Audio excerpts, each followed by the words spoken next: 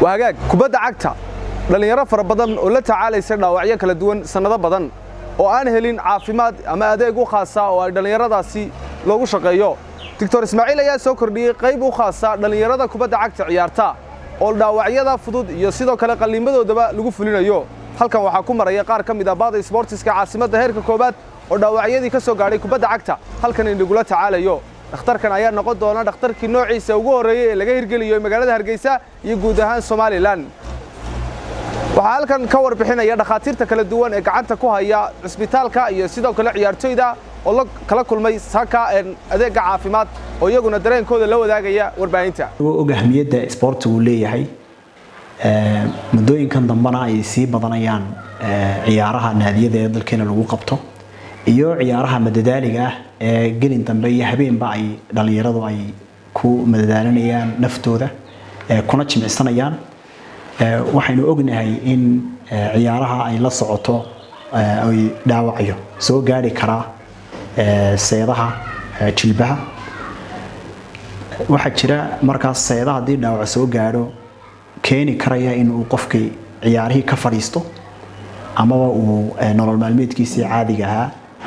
waxa weeyaan gudan waayo waxa uu badan ee uu soo gaaraa waxa weeyaan seeda loo yaqaano ACL-ka waxay ku taalayadu bartanka sida BCL-ka wareeg walba oo marka keenaya in jilibku uu wareega wuxuu khatar ku keeni karaa in seedaasi uu dhaawac soo gaaro qaabka u badan ee seedan uu dhaawac ku soo gaara waxa weeyaan iyadoo oo waxa weeyaan lugta qofku ay luka ku dhidban tahay faraha iyo cidhibtu lugihina ay kala fogaadeen haddii markaa uu wareeg galo bawdadii taasa qaabka u badan ee dhaawac uu ku soo gaaraa wax weeyaan waa sida boqolkiiba 90 dhaawaca waxa isu geystay ciyaaryahanka laftiisa jimicsi fudud lagu bilaabo iyadoo la ilaalinayo oo la doonayo inaanu meesha ka bixin dhaqdhaqaaqi xubinta oo xubinta dhaqdhaqaaqeedina uu sii jiro soo wada laabto xanuunka darteedna qofku waxa laga yaabaa in marka uu baahdo in crutches ama ul uu ku dhutiyo uu qaato marka dambe waxa weeyaan dhaqdhaqaaq uu soo wada laabto qofku u baahanaya in muruqyadii jilibka xagga hore iyo xagga dambe ka mariyayba in la xoojiyo mararka qaarna qofku wuxuu u baahdaa brace kan jilibka la gashado nooc u gaaro ACL-ku uu leeyahay laakiin kaasi wuxuu qofka awood siinayaa in markuu soconayo inaanu jilibku kala wareegin ama dhilan laakiin se kuma ciyaari karo qofka kubadii hadii marka qofku yahay qof athlete oo qofkan ciyaaryahana oo doonaya inuu noloshiisa ciyaaraha uu dib ugu laabto seedina marka uu dhaawac soo gaaray dhaawacina uu laba nooc yahay inuu dilaac yar galay inuu laba u kala go'a hadii marka uu laba u kala go'ay wuxuu qofku u baahanayaa in qaliin loo sameeyo qaliinkaas oo waxa weeyaan noqonaya in seed jidhka kale meel looga soo jiro inta u badan waxa laga soo jiraa tan gulubida seeda gulubida dulaba joogo ayaa waxay soo gaaray in dhaawackaasi uu soo gaaray anigu ku diyaaraya in goor shalay qalabnimadii ahayd ayaa anigu Facebook si accidentally u isticmaalaya ayaa waxa ka soo baxay in xog sheegaysa in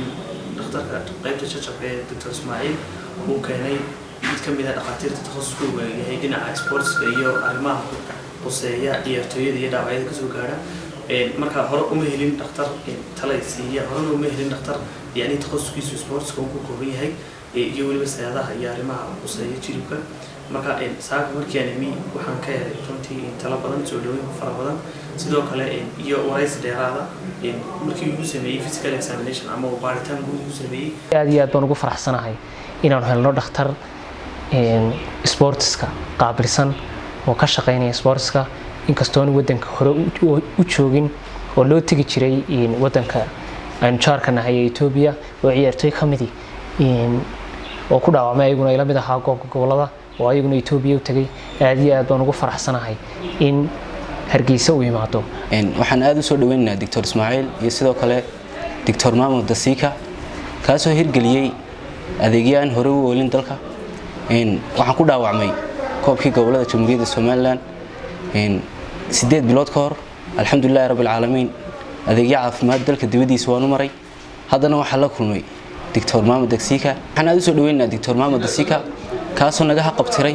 baahiyo aanay bahweynta sportsku hore u haysan haddana waxaan aad iyo aad wax lagu mahad celiyo ah inaynu dalka gudihiisa ku helno doctor baahiyaha naga qabtira dhakhtar noocan oo kala oo noogu yimaada dalkeena Soomaaliland hore ugu jirin dhakhtar caynkan oo kala u shaqeeya dhaawacii soo gaaray waxaan u tagay dalka dibadiisa Ethiopia waan gaaray hadda ma jirin dhakhtar Soomaaliland jooga oo takhasuskan oo kala waxaan aad ugu faraxsanahay inaan maanta helo jawaab sax ah oo layga sheego dhaawacii soo gaaray si degdegana haddii Allah yiraahdo qalliin degdegan u kali doono